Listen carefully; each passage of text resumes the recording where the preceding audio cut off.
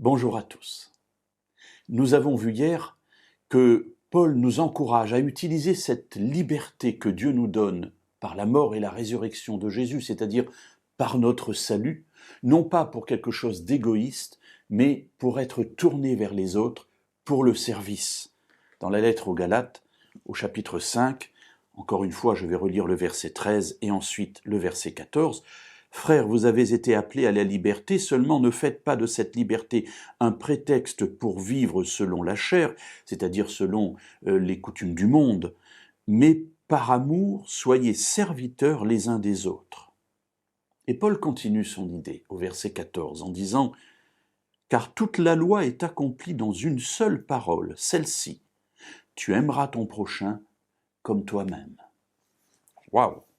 Alors c'est intéressant parce que toute la loi, et là c'est un juif qui parle, un juif qui est pharisien, c'est-à-dire qu'on a là toute la perception de ce que sont toutes les lois contenues dans la parole de Dieu. Les juifs à l'heure actuelle en ont dénommé 613 commandements.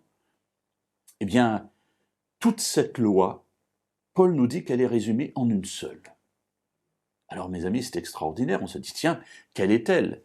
Et on s'attendrait à une loi du style « tu aimeras le Seigneur ton Dieu de tout ton cœur, de toute ton âme, de toute ta force ».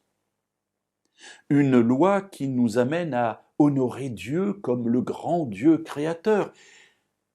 Je ne suis pas en train de dire ici que Paul est contre cela, évidemment.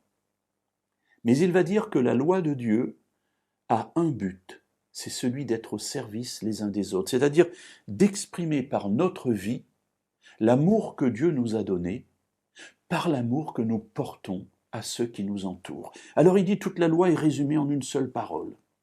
Et voici cette parole, tu aimeras ton prochain comme toi-même. Alors oui, l'amour est le résumé de toute la loi et en particulier l'amour que nous avons pour les autres qui passe, et ce sera l'objet d'un développement ultérieur, par l'amour que nous nous portons à nous-mêmes. Permettez-moi de laisser de côté cet aspect-là pour l'instant, mais montrer que l'amour de Dieu s'exprime le mieux au travers de notre relation avec ceux qui nous entourent. Et je ne peux pas dire, et ce sera une autre parole de la Bible, que j'aime Dieu si je n'aime pas mon prochain. Alors la Bible insiste sur quelques catégories de personnes dans le besoin. La veuve, l'immigré, l'orphelin et le pauvre. Alors voyons dans notre vie le temps que nous passons à répondre à ces besoins, ou l'argent que nous mettons à répondre à ces besoins, et nous verrons à ce moment-là quelle est la nature de notre amour pour Dieu.